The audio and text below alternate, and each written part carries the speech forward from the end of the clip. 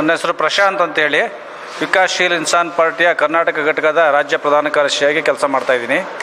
ಇವತ್ತು ಈ ಪತ್ರಿಕಾಗೋಷ್ಠಿಯಲ್ಲಿ ನಾವು ಆಗ್ರಹಿಸ್ತಾ ಇರತಕ್ಕಂಥ ವಿಚಾರ ಮತ್ತು ಖಂಡಿಸ್ತಾ ಇರತಕ್ಕಂಥ ವಿಚಾರ ಏನು ಅಂತಂದರೆ, ಉತ್ತರ ಪ್ರದೇಶದಲ್ಲಿ ಒಬ್ಬ ನಮ್ಮ ನಿಷಾದ್ ಸಮುದಾಯದ ಕಮಲೇಶ್ ಬಿಂದ್ ಅಂತಕ್ಕಂಥವ್ರನ್ನ ಇವತ್ತು ಎನ್ಕೌಂಟ್ರ್ ಮಾಡಿದ್ದಾರೆ.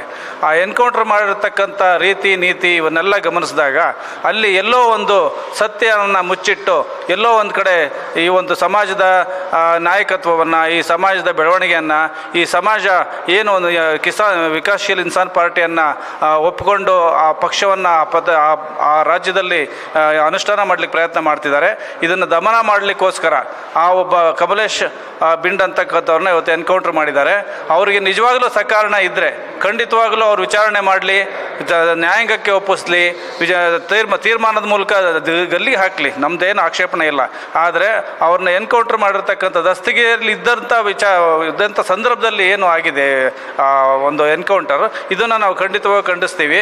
ಇವತ್ತು ಮಹಾತ್ಮ ಗಾಂಧೀಜಿ ಈ ದೇಶಕ್ಕೆ ಕಾವಿ ಹಾಕಳ್ದೇನೆ ಅಹಿಂಸೆಯಿಂದ ಈ ದೇಶಕ್ಕೆ ಸ್ವಾತಂತ್ರ್ಯ ತಂದು ಕೊಟ್ಟಿದ್ದಾರೆ. ಇಲ್ಲಿ ನಾವು ಈ ಸನಾತನ ಪರಂಪರೆ ಅಂತ ಏನು ಹೇಳ್ತಾರೆ ಇವರೆಲ್ಲ, ಈ ಹಿನ್ನೆಲೆಯಲ್ಲಿ ಕಾವಿಧಾರಿಗಳು ಏನು ಸನಾತನ ಧರ್ಮ ಉಳಿಸ್ತೀವಿ ಅಂತ ಹೇಳ್ತಾ ಇದ್ದಾರೆ, ಅವರು ಹಿಂಸೆಯನ್ನು ಪ್ರಚೋದನೆ ಮಾಡ್ತಾ ಇದ್ದಾರೆ. ಇದನ್ನು ನಾವು ಬಹಳ ವಿಷಾದದಿಂದ ಹೇಳ್ತಾ ಇದ್ದೀವಿ. ಕಾವಿನೇ ಹಾಕ್ಕೊಳ್ಳದೆ ಮಹಾತ್ಮ ಗಾಂಧೀಜಿ ಇಡೀ ದೇಶಕ್ಕೆ ಸ್ವಾತಂತ್ರ್ಯ ತಂದು ಕೊಟ್ಟರೆ, ಇವರು ಕಾವಿ ಹಾಕ್ಕೊಂಡು ದೇಶದಲ್ಲಿ ಹಿಂಸೆಯನ್ನು ಪ್ರಚೋದನೆ ಮಾಡ್ತಾ ಇದ್ದಾರೆ. ಇವರಿಗೆ ಬೇಕಾದದನ್ನು ಈಡೇರಿಸ್ಕೊಳ್ಳೋದಕ್ಕೆ ಸಣ್ಣ ಪುಟ್ಟ ಸಮುದಾಯಗಳನ್ನು ಟಾರ್ಗೆಟ್ ಮಾಡ್ತಾ ಇದ್ದಾರೆ. ಹಿಂದುತ್ವನ ಇವರು ಬ್ರೇಕ್ ಮಾಡ್ತಾ ಇದ್ದಾರೆ. ಹಿಂದುತ್ವನ ಕೇವಲ ರಾಜಕೀಯಕ್ಕೆ ಬಳಸ್ಕೊಂಡು ಎಲ್ಲೋ ಒಂದು ಕಡೆ ಹಿಂದುತ್ವನ ಆಚರಣೆಯಲ್ಲಿ ಹಿಡ್ದೇನೆ ನಮ್ಮನ್ನೆಲ್ಲ ಶೋಷಣೆ ಮಾಡೋದ್ರ ಮುಖಾಂತರ ನಮ್ಮನ್ನು ದಮನ ಮಾಡೋ ಪ್ರಯತ್ನ ಮಾಡ್ತಾ ಇದ್ದಾರೆ. ಇದು ಬಹಳ ದಿವಸ ನಡೆಯಲ್ಲ.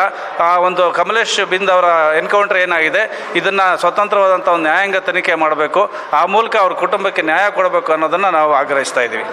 BK ಮೋಹನ್ ಕುಮಾರ್, ಇಲ್ಲಿ ರಾಜ್ಯ VIP ಪಕ್ಷದ ರಾಜ್ಯಾಧ್ಯಕ್ಷರು.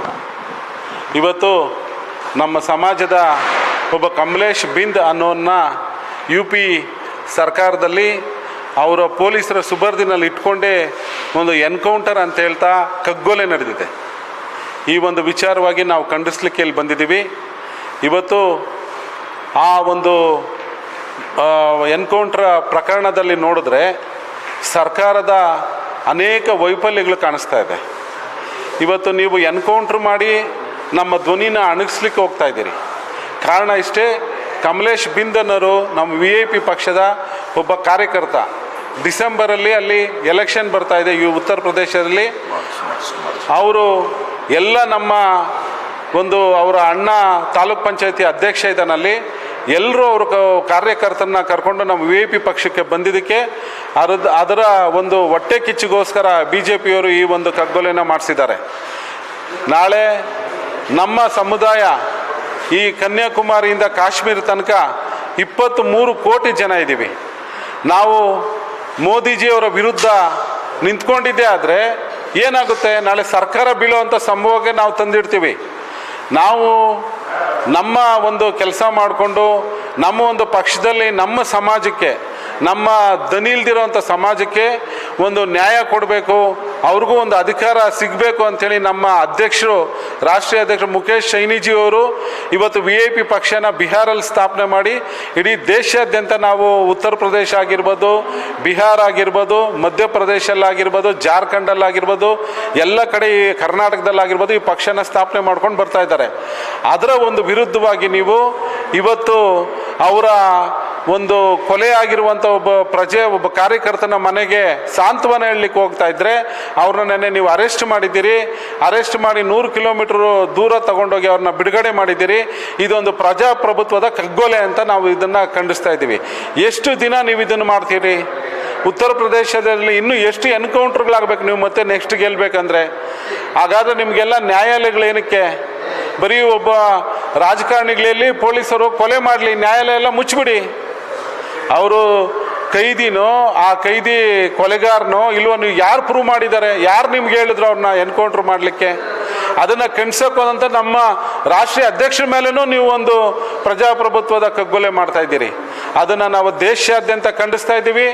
ಮೋದಿಜಿಯವ್ರಿಗೆ ನಾವು ಹೇಳೋದಿಷ್ಟೇ, ನೀವು ಎಲ್ಲ ರಾಜ್ಯದಲ್ಲೂ ನೀವು ನಿಮ್ಮ ಒಂದು ಪರ್ಚೇಸ್ ಏನಿವತ್ತು ಕುದುರೆ ವ್ಯಾಪಾರ ಮಾಡಿಕೊಂಡೇ ನೀವು ರಾಜ್ಯ ಸರ್ಕಾರಗಳನ್ನ ಹಿಡಿತಾ ಇದ್ದೀರಿ, ಇದು ಸರಿಯಲ್ಲ.